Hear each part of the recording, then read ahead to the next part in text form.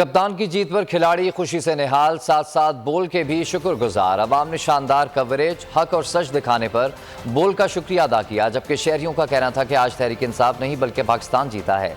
सियासी मिक्स अचार भी कप्तान का कुछ नहीं बिगाड़ सका। बोल को सलूट पेश करते हैं। इन्होंने बहुत कम वक्त में अपना एक मकाम बनाया है, अब साफत का हक अदा किया है। उसने बहुत अच्छी कारकर्दगी दी है। बोल ने रिवायत बरकरार रखी, ये नताइज सबसे पहले 50 पोलिंग स्टेशंस के नताइज मेरे पास कंप्लीट हो चुके हैं। बोल ने दिखाया हर जाविया, हर खबर। इलेक्शन कमीशन ने नोटिस लिया है,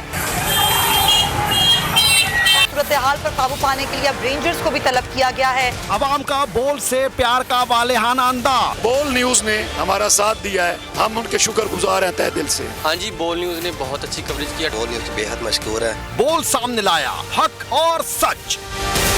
बोल ने साबित किया बोल है अवाम का पसंदीदा चैनल। जिंदाबाद।